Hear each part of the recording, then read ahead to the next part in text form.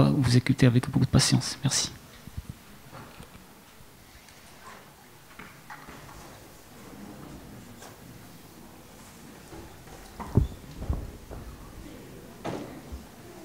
شكرا.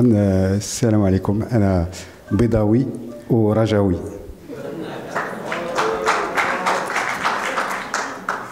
Donc merci pour les organisateurs et merci pour l'accueil exceptionnel. Donc la conduite à tenir devant une polyarthrite récente du sujet âgé. Les objectifs de cette présentation, ça va être devant une polyarthrite aiguë du sujet âgé, d'identifier les urgences, et essentiellement l'urgence septique, parce que c'est ce qui va pouvoir déterminer parfois le pronostic vital. Éliminer aussi l'origine microcristalline, parce qu'un diagnostic rapide va permettre de mettre en place un traitement rapide et sauver la situation. Mais aussi connaître les outils cliniques et paracliniques pour arriver au diagnostic et préciser les spécificités des diagnostics essentiellement du sujet âgé, parce qu'il y a des diagnostics qu'on retrouve essentiellement chez le sujet âgé. Comment reconnaître une polyarthrite du sujet âgé? En termes de sémantique, il y a une différence entre polyarthrite et polyarthralgie. Les gens disent « j'ai mal ». Tout à l'heure, on discutait avec Philippe Chassagne, il parlait d'une patiente qui avait une polyarthrite, mais qui n'avait jamais eu de gonflement au niveau des articulations. Donc, il ne peut pas y avoir de polyarthrite s'il n'y a pas de gonflement. Ce sont des polyarthralgies et on s'oriente vers d'autres diagnostics. Il y a une différence aussi entre polyarthrite et oligoarthrite. Oligoarthrite, c'est moins de 4 articulations, et au-delà, c'est une polyarthrite. Et bien sûr, les monoarthrites. Il y a aussi les ténosynovites, surtout les ténosynovites des fléchisseurs, un peu moins des extenseurs, ou l'extenseur ulnaire du carpe. Et à ce moment-là, ce sont les mêmes décisions que pour une polyarthrite. Le diagnostic d'une polyarthrite récente, c'est moins de 6 semaines. Et le polyarthrite veut dire inflammatoire, et les éléments du diagnostic inflammatoire vont être essentiellement les réveils nocturnes et le dérouillage matinal avec une durée minimale de 20 à 30 minutes. L'arthrose, par exemple, l'arthrose lombaire ou l'arthrose périphérique, les patients vont avoir un dérouillage matinal d'une dizaine ou d'une quinzaine de minutes. Ça ne va pas être significatif, on va parler de dérouillage matinal significatif au-delà de 20 ou 30 minutes. Le gonflement articulaire, le diagnostic va être le plus souvent clinique, comme on le voit sur les diapositives, sur les photos à côté, mais parfois on aura besoin d'autres examens complémentaires pour faire vraiment le diagnostic pour les petites articulations et essentiellement l'échographie. L'élément le plus important lorsqu'il y a une polyarthrite et un gonflement articulaire, c'est la ponction du liquide et l'examen de ce liquide. Au-delà de 2000 éléments, il va être inflammatoire. En deçà, une arthrose, on a plus souvent 500 ou 600 éléments. Il y a aussi le taux de protides qui va être élément et qui va être important. Et puis la biologie, bien sûr, l'AVS et la CRP. Alors ça me fait penser le décompte pour le service au tennis. Donc il me stresse un petit peu, mais ça va. Les outils cliniques pour le diagnostic d'une polyarthrite du sujet âgé. L'un des éléments importants, comme on disait tout à l'heure, c'est le diagnostic de l'urgence et donc de la polyarthrite septique. On va s'attacher à rechercher une porte d'entrée ou un comptage, une infection, un acte thérapeutique récent avec une infection nosocomiale. Les antécédents familiaux vont être très importants, notamment dans le cadre de spondyloarthrite, avec ce qu'on appelle les comorbidités, le psoriasis, maladie de Crohn ou RCH. Les signes généraux vont être importants et fréquents chez le sujet âgé. Les circonstances de début vont être importantes. Est-ce que c'est le premier épisode? Est-ce qu'il y a déjà eu d'autres épisodes, notamment touchant le gros orteil ou le poignet pour la chondrocalcinose? Est-ce que le début a été rapide ou progressif? Est-ce que c'est arrivé en quelques heures ou en quelques jours? La localisation va aussi être très importante. Le caractère symétrique va permettre de déterminer certains diagnostics. Le caractère asymétrique va aussi orienter vers d'autres diagnostics. Touchant les membres supérieurs ou les membres inférieurs, ça va être aussi des éléments très importants. S'il existe des œdèmes, ça va aussi orienter vers certains diagnostics. La ponction articulaire, comme on disait, c'est l'élément le plus important, avec l'orientation inflammatoire. Bien sûr, il faut faire cette ponction dans les règles d'asepsie habituelles. Là, ils sont visiblement 2 à faire la ponction. Ce n'est pas un acte douloureux, c'est facile à réaliser. Les gens ont peur des aiguilles, mais ça se fait très facilement. L'aspect du liquide va être aussi très important. On a l'aspect clair à gauche dans les flacons du liquide arthrosique et l'aspect trouble du liquide inflammatoire, que ce soit la goutte ou l'arthrite septique ou la chondrocalcinose. La biologie va avoir son importance. En premier lieu, numération, VSCRP. L'uricémie, on en parlera tout à l'heure pour la goutte. L'uricémie pendant la crise de goutte peut être normale et il faut la refaire au bout de 3 ou 4 semaines. C'est à ce moment-là qu'elle aura plus de valeur. Et puis en fonction de l'orientation clinique, les transaminases, enfin tous les éléments, et notamment, je ne sais pas s'il y a beaucoup d'arthrite de Lyme au Maroc. Non. Et puis les arthrites réactionnelles, bien sûr. Moi, je me rappelle, quand j'étais jeune interne, avec Philippe Chassagne en médecine interne, on avait une patiente qui avait près de 80 ans, qui était rentrée pour une hépatite. Et en fait, c'était une périhépatite à chlamydia trachomatis. Donc, il n'y a pas d'âge. Hein. Donc, il faut toujours penser à ces réactions. Et les anticorps antinucléaires vont être très importants. Ce ne sont pas les diagnostics les plus fréquents, mais l'anticorps antinucléaire, avec ses spécificités, va permettre d'orienter vers un lupus, une connectivite, un Gougerot ou une dermatopolymyosite ou autre. L'imagerie, donc on a 3 éléments à la clinique, la biologie avec la ponction articulaire et l'imagerie. L'imagerie la plus simple, ce sont les radios. Même si au départ, les radios risquent d'être normales, on va en avoir besoin notamment pour le suivi du patient. Et le plus souvent, ce sont les radios des mains, des pieds, mais aussi des articulations douloureuses. Une radio de thorax peut aussi avoir son importance pour le diagnostic, notamment pour le paranéoplasique. L'autre élément qui apparaît de plus en plus depuis quelques années en rhumato, et aujourd'hui ça fait partie intégrante de la formation des jeunes rhumatologues, c'est l'échographie, parce que ça prolonge la main du clinicien, et notamment, par exemple, pour l'articulation de la hanche, bien malin celui qui peut dire s'il y a une arthrite ou s'il y a un épanchement, et l'échographie pour ça, ça va être primordial. L'échodoppler va aussi être très important pour les artères temporales. Très rapidement, la clinique peut orienter vers une maladie d'Orton.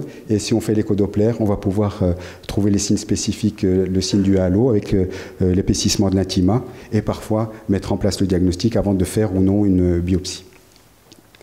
Les autres examens, le scanner ou l'IRM dans certaines spondyloarthrites, le PET scan, ça reste essentiellement de la recherche aujourd'hui, mais dans certaines pathologies, ça peut être intéressant.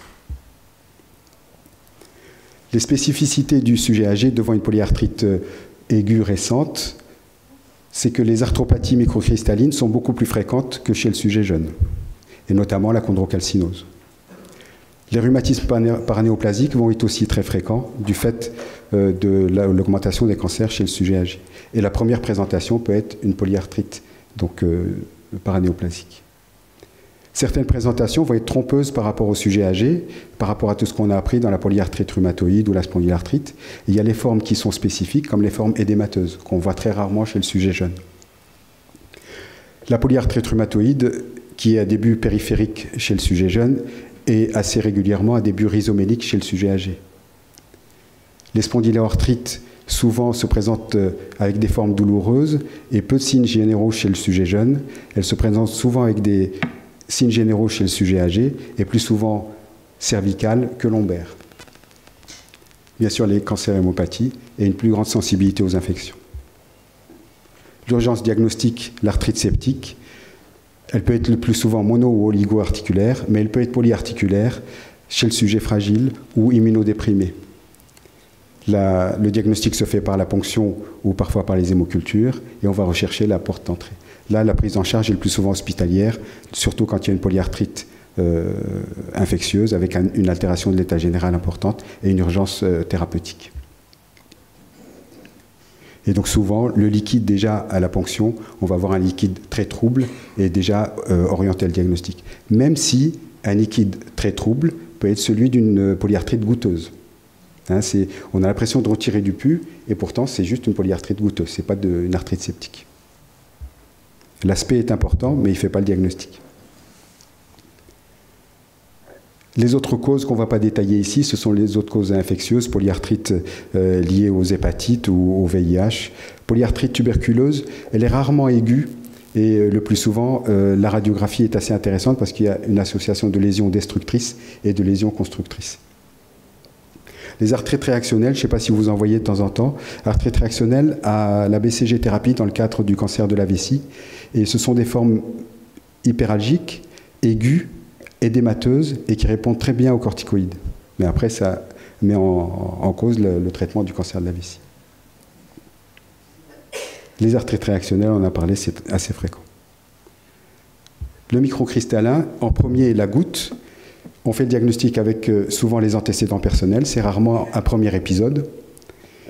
Il y a souvent des tophus, notamment au niveau des coudes, des genoux ou des oreilles. Et le contexte de diurétique est assez fréquent chez le sujet âgé. Et la particularité de ces gouttes sous diurétique, ça touche souvent les doigts chez les femmes.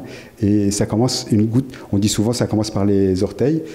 Dans ce cas-là, avec les diurétiques, c'est souvent au niveau des mains que ça se passe et on n'y pense pas en première intention. Il faut savoir aussi que la goutte, ça touche exceptionnellement, pour dire qu'on apprend, ça ne touche jamais la hanche ou l'épaule. Donc une douleur de hanche aiguë ou douleur d'épaule aiguë avec arthrite, c'est a priori d'abord une arthrite non goutteuse plutôt qu'une arthrite goutteuse. L'échographie est très spécifique avec le signe du double contour. Donc on voit bien que les cristaux se déposent sur la partie supérieure du cartilage et donnent cet aspect typique en double contour qui permet parfois dans certaines articulations comme le gros orteil. Quand vous essayez de faire une ponction dans le gros orteil qui est tout rouge, ça fait trop mal, les patients refusent. Et quand on a l'échographie, on a cet aspect-là, c'est assez typique. Le dosage d'uricémie, comme on disait tout à l'heure, il faut savoir le refaire 3 semaines après l'accident aigu, parce qu'il peut être normal à ce moment-là. Et seulement 10% des patients qui ont une hyperuricémie vont faire une goutte. Donc uricémie ne signifie pas forcément crise de goutte. L'autre diagnostic majeur microcristallin, c'est la chondrocalcinose, avec bien sûr les antécédents personnels, notamment au niveau des poignets ou des genoux, les antécédents post-traumatiques, notamment au niveau des genoux avec le liseré de chondrocalcinose, et le contexte d'hyperparathyroïdie avec la calcine. Les cristaux sont différents de ceux de la goutte. La goutte sont à bout pointu, comme on le voit en haut, et les cristaux de chondrocalcinose sont à bout carré. Donc pour l'examen, on peut faire cette différence-là. L'échographie est aussi très typique. Comme on a vu sur la goutte, on a un double contour, donc les cristaux se déposent sur la surface du cartilage. Dans la chondrocalcinose, les incrustations sont à l'intérieur du cartilage. Hein, on le voit, je ne sais pas si...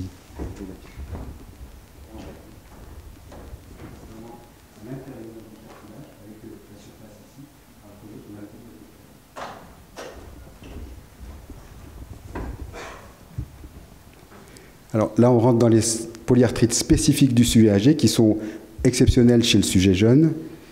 Le premier, c'est le RS3PE, donc avec remitting séronégative symmetrical synovitis with pitting edema. L'âge, c'est le plus souvent supérieur à 60 ans et... Ah, merci bien.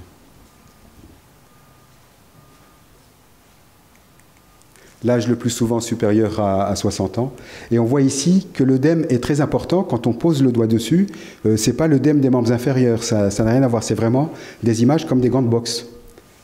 Donc, je ne sais pas si on en voit de temps en temps, mais quand on les voit, on les reconnaît tout de suite. C'est vraiment des patients qui arrivent, on voit, il dit ça m'a pris il y a 2-3 jours, je suis très fatigué, les mains en gants de boxe, il n'y a pas d'autre diagnostic à évoquer. Et c'est symétrique. Donc après, on peut avoir aussi une polyarthrite symétrique touchant les autres articulations, une ténosynovite importante de la gaine des tendons des fléchisseurs, ce qui fait qu'ils ne peuvent pas allonger les doigts. Une atteinte des épaules est possible et les signes généraux sont importants. Syndrome inflammatoire très présent, mais non spécifique, et surtout sans facteur rhumatoïde et sans anticorps. Le liquide articulaire, lui, quand on arrive à ponctionner une articulation, il est très peu inflammatoire. Par exemple, dans une arthrite septique, on a plus de 100 000 éléments. Une crise de goutte ou un rhumatisme psoriasique, on a plus de 50 000 éléments. Là, on a moins de 3 000 éléments. Donc c'est très peu inflammatoire. Et même quand on fait des biopsies synoviales de ces articulations-là, c'est très asymptomatique et très peu inflammatoire. L'élément le plus important, c'est l'efficacité spectaculaire des corticoïdes. Et en moins d'une semaine, ils ont tout recouvré, tout va très bien. Et donc, ils vous bénissent, ils vous disent c'est un dieu, c'est super. En revanche, c'est quand même les corticoïdes, 10 à 15 mg. Une faible dose suffit, il n'y a pas besoin de mettre 60 mg ou 1 mg kilo, ce n'est pas la peine. La radiographie, aucune atteinte structurale, contrairement à la polyarthrite rhumatoïde, et l'évolution est favorable en 12 à 24 mois sans rechute. On en guérit, c'est un rhumatisme dont on guérit. En revanche, lorsque les corticoïdes, on est obligé de réaugmenter les doses parce que ça ne marche pas bien, ou parce que l'évolution est trop lente, ou parce que le syndrome inflammatoire ne se réduit pas, il faut se méfier du caractère paranéoplasique de cette présentation. L'autre rhumatisme édémateux spécifique du sujet âgé, c'est dans le cadre des spondylarthrites, Late Onset Peripheral Spondylarthropathy. C'est une présentation qui est décrite depuis peu, et ça se présente comme une oligoarthrite asymétrique, avec un œdème asymétrique des membres inférieurs essentiellement. Autant l'autre, c'était le RS3PE, c'était le membre supérieur bilatéral et symétrique, autant là, c'est les membres inférieurs et asymétrique. Et pareil, vous voyez, ça n'a rien à voir avec l'œdème des membres inférieurs. C'est vraiment, ça prend la marque des doigts, on dirait un ballon de baudruche. Les signes généraux sont aussi très importants et le syndrome inflammatoire est très marqué. On peut trouver le B27, mais dans ce cas-là, ça n'a aucune importance. Qu'il soit là ou qu'il ne soit pas là, c'est à peu près 50% de B27. Mais qu'il soit là ou qu'il ne soit pas là, si on a une présentation comme ça, c'est une spondylarthrite. La sacroiliite, pareil, on peut le retrouver dans 50%. Et le problème avec le LOPS par rapport au RS3PE, c'est qu'il répond moins bien aux AINS, et il ne répond pas très bien non plus aux corticoïdes. Donc c'est un petit peu compliqué à soigner. Mais on est obligé d'utiliser des corticoïdes, mais c'est beaucoup plus long. L'autre élément qui est assez spécifique au sujet âgé, c'est le tableau de PPR. Et là, on a des critères qui sont communs aux Européens et aux Américains. Pour une fois, ils n'ont pas chacun fait des critères de leur côté. Et ce qui est important aussi, c'est qu'il y a des critères avec échographie ou sans échographie. Et pourquoi c'est important? Parce que finalement, la PPR, on nous a toujours dit que c'était des douleurs. Et le plus souvent, il y a des douleurs des ceintures, mais il y a aussi des arthrites et des ténosynovites au niveau des épaules. Et donc on voit les images ici, l'échographie. C'est l'échographie qui a permis de parler déjà d'épanchement dans le cadre de la PPR, avec des synovites et des bursites inflammatoires, comme on le voit sur le Doppler. Après là, ce sont des examens qui sont plutôt anecdotiques et dans la recherche. Les IRM pour voir les atteintes articulaires, l'atteinte interépineuse lombaire ou cervicale, ou bien préciser les arthrites au niveau des épaules. Le traitement maintenant est bien codifié, 15 mg pendant les 3 premières semaines, puis après une réduction par palier très progressif en surveillant la biologie. Lorsque les corticoïdes ne suffisent pas ou lorsqu'on n'y arrive pas, on utilise un traitement épargneur de corticoïdes par le méthotrexate. Et puis exceptionnellement, maintenant ce qui apparaît, ce sont les biothérapies à l'image de ce qui se passe dans la polyarthrite, mais c'est assez rare d'utiliser. En tout cas, en France, il n'y a pas encore l'AMM pour la pseudopolyarthrite rhizomélique, pour la biothérapie. On l'a pour la maladie d'Orton, mais pas pour la PPR. Les signes d'alerte, attention, si les corticoïdes, on n'arrive pas à bien réduire, si le syndrome inflammatoire n'est pas diminué, ou si le malade n'est pas amélioré, attention aux paranéoplasiques. La maladie de Horton, il y a les critères. Ce dont je voudrais surtout vous parler, c'est l'échodoppler avec le signe du halo qui est spécifique et qui parfois permet d'éviter la biopsie. Les traitements de corticoïdes en fonction de la sévérité, là aussi c'est bien codifié. Et puis on parle moins de méthotrexate, on parle essentiellement de biothérapie, pour les cas les plus difficiles. La polyarthrite rhumatoïde à début tardif. Alors ça, c'est une très mauvaise photo dans les topos aujourd'hui, parce que les polyarthrites rhumatoïdes aujourd'hui, lorsqu'on fait le diagnostic assez tôt, on n'arrive plus à des cas comme ça. Là, c'est une polyarthrite, soit ancienne, avant 2000, parce qu'elle n'a pas eu les biothérapies, ou parce qu'elle n'a pas été bien gérée. Et les différences par rapport à la polyarthrite du sujet âgé, et sujet jeune et sujet âgé, c'est le sexe ratio, le début brutal, l'altération de l'état général, l'atteinte rhizomélique et les œdèmes des extrémités qui sont possibles. Spondylarthrite du sujet âgé, là aussi il va y avoir des différences. Comme je vous disais tout à l'heure, l'atteinte cervicale est plus fréquente que chez le sujet jeune par rapport à l'atteinte dorso-lombaire ou les sacro-iliaques. Le B27 est présent dans 70% des cas versus 90%. Mais alors l'analyse radiographique là va être très compliquée. Par rapport au sujet jeune, on voit bien les syndesmophytes. Sujet âgé, il va y avoir des éléments arthrosiques qui vont s'installer. Et même l'IRM va être parfois compliqué à étudier. Et souvent, un scanner des sacro-iliaques va être plus informatif qu'une IRM qui va montrer des hypersignaux. Ce qui est fréquent aussi chez le sujet âgé, c'est le psoriasis, beaucoup plus fréquent que chez le sujet jeune. Les autres diagnostics paranéoplasiques essentiellement, comme je disais tout à l'heure, surtout s'il n'y a pas d'efficacité thérapeutique, notamment des corticoïdes. Là, je voulais vous mettre les résultats de cette enquête et on voit que ce qui apparaît après 80 ans, ce sont surtout les formes édémateuses, PPR et ortone, par rapport au sujet jeune, et la spondylarthrite, l'atteinte psoriasique qui est fréquente chez le sujet âgé. Les autres diagnostics sont beaucoup plus rares. Donc pour la conduite à tenir devant une polyarthrite récente du sujet âgé, première étape, la ponction articulaire dans les règles de la sepsie, quand on peut. S'il y a un germe, polyarthrite septique, hospitalisation. S'il n'y a pas de germe, s'il y a des cristaux, là on va vers le microcristallin. S'il n'y a pas de cristaux, syndrome inflammatoire sans anticorps, avec altération de l'état général, on est surtout dans les formes édémateuses, œdème symétrique RS3PE, œdème asymétrique touchant membre inférieur, LOPS, douleur des ceintures, PPR, ortone. Lorsqu'il y a des anticorps, polyarthrite symétrique, facteur rhumatoïde anti-CCP positif, c'est la polyarthrite rhumatoïde. Et c'est dans ces cas-là où on fera la différence entre souvent une polyarthrite rhumatoïde à début rhizomélique plutôt qu'une PPR, donc sans facteur rhumatoïde.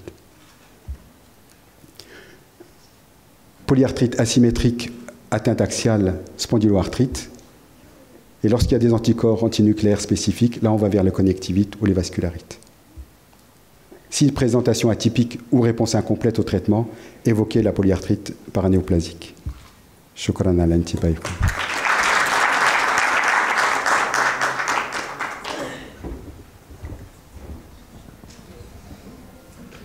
Je pense qu'on a encore le temps. On va ouvrir la discussion. Alors, je ne sais pas, voilà, vous restez à votre place. Sujet passionnant qui nous intéresse de très près en tant que rhumatologue, interniste et même gériatre. Est-ce que vous avez des questions pour les trois présentations? Bon. Allez-y.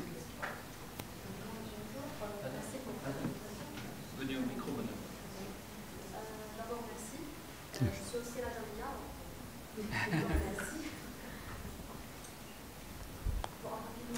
C'est juste, est-ce qu'il y a des spécificités de traitement de la polyarthrite rhumatoïde chez le sujet âgé? Pour le traitement. La polyarthrite symétrique, facteur rhumatoïde positif, oui, oui. Pas de spécificité. C'est comme chez le sujet jeune, diagnostic rapide, traitement rapide, mise en place rapidement du traitement. Aujourd'hui, le premier traitement, c'est le méthotrexate.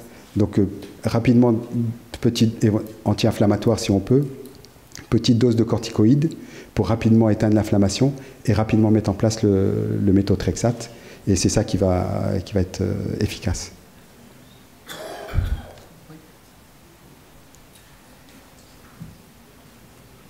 Présentez-vous, s'il vous plaît. S'il vous plaît, est-ce qu'il y a une place du traitement par PRP dans la gonarthrose chez les sujets âgés? Très bonne question, mais ce n'était pas mon sujet, mais je veux bien répondre à la question. Dans la gonarthrose, le PRP, il y a une place qui n'est pas bien définie. Aujourd'hui, il y a beaucoup de discussions sur quel traitement proposer à une gonarthrose, sujet jeune ou sujet âgé. C'est la même problématique. Comme traitement de fond, on sait qu'il n'y a aucun traitement aujourd'hui qui va faire repousser le cartilage. Donc, tous les traitements que nous possédons sont des traitements symptomatiques de la douleur. Il n'y a aucun traitement, sauf les cellules souches qui sont en cours de développement, mais on sait aujourd'hui que ça marche chez la souris, mais pas tellement chez l'homme. Peut-être chez une catégorie. Donc on verra bien la suite de la recherche. La discussion aujourd'hui, c'est place de l'acide hyaluronique, place du PRP. Aujourd'hui, chez les rhumatologues, on sait qu'il y a probablement une place, mais qu'on ne connaît pas encore bien. Parce qu'il n'y a pas de... dans toutes les analyses, dans toutes les méta-analyses, il n'y a pas de sujet, de groupe homogène de patients et de kits utilisés homogènes. Donc, chacun utilise le kit qu'il veut, le dosage qu'il veut, la quantité qu'il veut. Et donc, pour ça, il ne peut pas y avoir de résultats définitifs par rapport à la PRP. Dans la pratique quotidienne, il y a beaucoup de gens qui l'utilisent et je crois qu'ils ont à peu près les mêmes résultats que ce qu'on obtient avec l'acide hyaluronique. Donc, s'il y a une place, oui, mais qui reste à déterminer.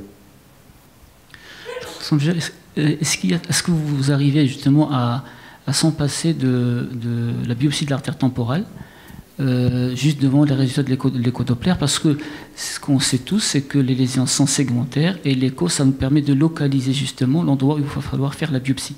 Et donc la biopsie de l'artère temporale reste le diagnostic certain de la maladie. Absolument, comme ce qui était marqué sur les critères, on ne peut pas s'en passer. Mais c'est très... L'écho-doppler va être très intéressant, déjà pour orienter le diagnostic.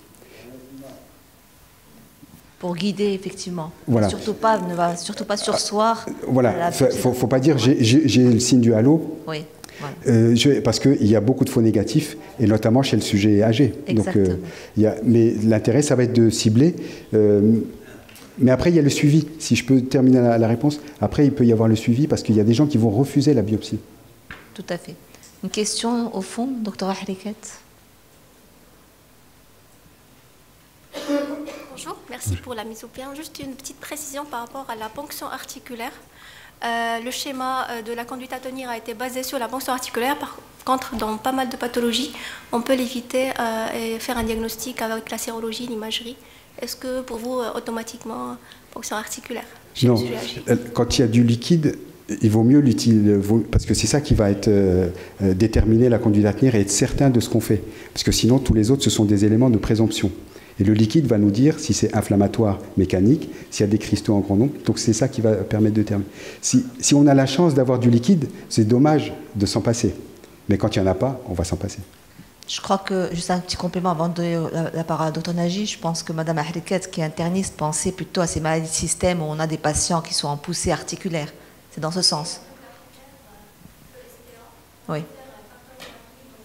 Tout à fait, tout à fait. Oui, tout à fait. Docteur Nagy, si vous pouvez, vous avez une question à poser. Mettez-vous là devant le micro, si vous permettez, comme ça. Tout le monde entend votre question.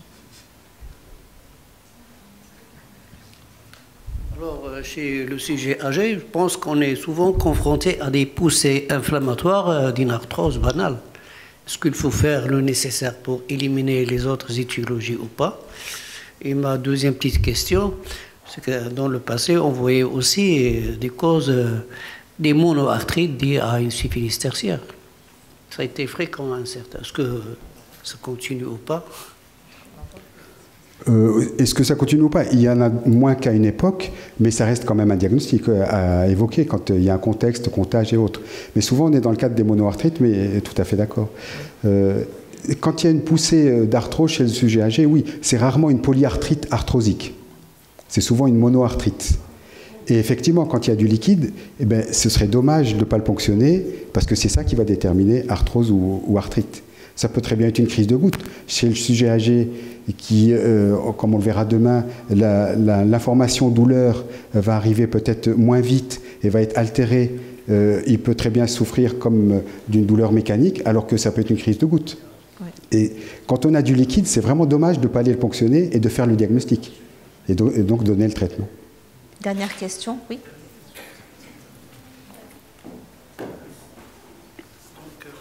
Soufiane Boulrek de Rabat. En fait, pour le syndrome RS3PE, est-ce qu'on associe un bilan d'exploration tumorale associé au bilan d'exploration de la RS3PE? Non, je crois qu'au départ, le patient qui se présente avec ses gants de boxe, altération de l'état général, on fait le premier bilan, comme on a vu, NFS, VS, CRP, éventuellement l'uricémie s'il y a un contexte, mais VS, CRP. On va voir, c'est un diagnostic clinique. On va donner les corticoïdes. Une semaine après, on le revoit, ou 15 jours après, il n'y a plus syndrome inflammatoire, il va très bien, on ne va rien lancer. Il va très bien. Le diagnostic est fait. En revanche, si on n'arrive pas à réduire les corticoïdes, on continue, on réduit les corticoïdes, et puis il récidive très vite. Le syndrome inflammatoire, on ne le contrôle pas très bien. Là, on va lancer le recherche paranéoplasique. Je pourrais juste un petit commentaire pour les, bon, pas polyarthrite, mais les lombalgies, s'il vous plaît, sujet âgé. Premier message, et on le voit souvent dans les services, c'est le retard diagnostique dû au myélome. C'est des patients qui sont pris pour quelque chose d'arthrosique, c'est des choses qui peut-être sont dégénératives, et souvent on tombe sur des myélomes qui, avec une fonction rénale qui est souvent cassée à cause de la prise d'anti-inflammatoires non stéroïdiens. Ça, c'est vraiment le message. Je ne sais pas quel est votre recul par rapport à cela, par rapport au détour diagnostique et aux sources d'erreurs et d'errance diagnostique. Oui, dans les examens complémentaires, en deuxième intention, il y a l'électrophorèse des protides. Hein. C'est un examen très nécessaire à demander très rapidement. Dès que le contexte n'est pas bon, il faut le demander. Merci beaucoup. Merci. Merci beaucoup de tout ça. Une question qui se pose toujours, c'est qu'on sent bien une certaine appréhension de faire des ponctions, globalement. Mais c'est dans tous les domaines. On ne fait plus de ponction pleurale, on dit qu'il y a une pleurésie. Puis ça doit être infectieux. Donc tu as tout à fait raison. Il y a beaucoup de gens âgés qui ont des antithrombotiques, des anticoagulants, des antiagrégants. Est-ce qu'il y a des choses particulières qui limiteraient de faire une ponction, je n'ai pas dit d'infiltration, ou pas, quand on a un antiagrégant ou un anticoagulant? Merci pour la question. La réponse est très claire. Anticoagulant ne contre-indique pas du tout la ponction ou même l'infiltration. Périphérique. On ne touche pas à l'axial. Périphérique. Même anti-agrégant ou anticoagulant. Pendant des années, on nous a fait peur avec ça.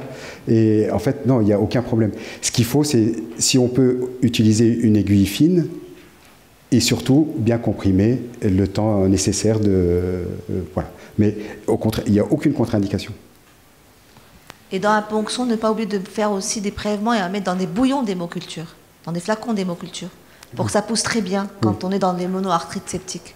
C'est quelque chose que j'avais appris chez Olivier Saint-Jean et on s'est rendu compte parce que l'examen direct ou alors les pousses, les cultures dans des milieux non spécifiques, c'est pas vraiment terrible. Et les flacons d'hémoculture qu'on utilise pour les prises de sang, eh bien, ça doit aussi être le cas pour les prélèvements articulaires. Et c'est très intéressant parce que, en fait, ça fait gagner du temps parce que souvent, quand on prélève un liquide articulaire un vendredi après-midi, il est ensemencé. Il est dans le frigo, il est ensemencé que lundi. Et là, c'est sûr que les cristaux, on ne les trouve pas. Le germe aussi. D'où l'idée de... On faisait ça aussi pour les germes. Et effectivement, on est sûr qu'il est ensemencé tout de suite et on aura la réponse. Merci beaucoup, Dr Medjad. Pas d'autres questions pour le professeur Chassagne ou le docteur Ackley? Je vais poser une question à Philippe alors. Non, parce que vous savez bien qu'il y a un grand débat sur les objectifs tensionnels chez les sujets âgés. Tu as présenté cette grande étude qui pourrait nous entraîner à les traiter durement avec des objectifs sévères de moins de 101 mm de mercure sur la systolique, des sujets âgés, nos sujets âgés. Qu'en penses-tu de ce débat? Est-ce que tu as une position? Moi j'ai une position qui est celle d'une modestie. Le nombre de malades qu'on équilibre au long cours, c'est ma première motivation. Et j'ai dit au long cours, c'est-à-dire qu'ils soient dans un objectif tensionnel prolongé, durable. Très clairement, cette étude SPRINT, je l'ai dit, et je ne suis pas le seul, les spécialistes, dont les néphrologues, qui sont des très grands spécialistes de l'hypertension, disent que c'est un très intéressant essai, mais c'est quelque chose qui n'est pas reproductible en dehors de cette ultra-sélection de ces patients. En gériatrie, ce qu'on sait, et tu le sais, c'est le problème des artères des gens âgés, c'est ces artères qui deviennent rigides, et plus j'ai de la rigidité, plus j'ai de l'hypertension, et plus j'ai de l'hypertension, plus la rigidité augmente. Et c'est la rigidité artérielle qui est dommage pour les vaisseaux, notamment avec le risque d'AVC. Et on sait que chez ces malades-là, à 80 ans et au-delà, même s'il n'y a pas un consensus à 100%, on privilégie, en tout cas c'est ma position et c'est celle de beaucoup de gens, la cible c'est la pression artérielle systolique et uniquement la pression artérielle systolique. La deuxième chose, c'est de traiter avec des vasodilatateurs plutôt que d'autres médicaments. On n'utilise pas d'antihypertenseurs centraux, on ne devrait plus utiliser la rilménidine. Donc c'est les Aradol IEC, les anticalciques, pour être assez clair. Le bêta-bloquant n'est plus un traitement d'hypertension artérielle en première ligne des gens âgés. L'objectif doit être d'équilibrer la pression artérielle chez des gens non fragiles à moins de 150 mm de mercure, dans la population des gens à la maison en relativement bonne forme. Éviter l'hypotension orthostatique, l'intégrer au schéma, ça ne veut pas dire qu'on ne va pas donner de traitement à des gens qui ont une hypotension, j'ai surtout pas dit ça, j'ai dit qu'il faut contrôler ça. Et la phrase supplémentaire, je pense que c'est ça le débat, chez les gens les plus fragiles, dans la catégorie de ce qu'on appelle vraiment les fragiles, et en particulier les gens qui vivent dans les EHPAD, c'est notre collègue le professeur Benetos de Nancy qui a démontré ça. Trop de contrôle de la pression artérielle, c'est-à-dire si je descends en dessous de 120 mm avec plus de 2 médicaments, il y a une surmortalité. Donc véritablement, on ne descend jamais en dessous de 120. 150, c'est un objectif qui est louable. Les 130-80 du diabétique âgé, c'est dans les livres, mais ce n'est pas dans les faits. Donc ma position, c'est 150 mm de systolique. Et ma position, c'est toute hypertension artérielle doit être traitée. Toute hypertension artérielle doit être traitée. Et si on prend des états démentiels, laissez courir une hypertension artérielle, vous vous exposez à des déclins cognitifs un peu plus rapides avec des micro-AVC, des choses comme ça. Je n'ai pas dit qu'il faut les traiter jusqu'à la phase agonique, mais je dis qu'il faut traiter. Donc ma réponse est, oui, il faut traiter l'HTA, oui, il faut viser le plus possible moins de 150 mm de systolique, sans trop d'hypotension orthostatique, et chez les plus âgés, jamais descendre, jamais plus de 2 médicaments et plus de 120 mm. Et au passage, jamais plus de 3 médicaments non plus. Au-delà de 3 médicaments, on ne sait plus ce qu'on fait, il faut prendre l'avis d'un copain. Enfin, moi, c'est ce que je fais. Et puis après, c'est à eux de se débrouiller, c'est les plus compliqués, ceux-là. Est-ce que ça te va comme réponse? Merci beaucoup. Merci à l'assistance, merci aux orateurs. Donc une pause café d'une demi-heure.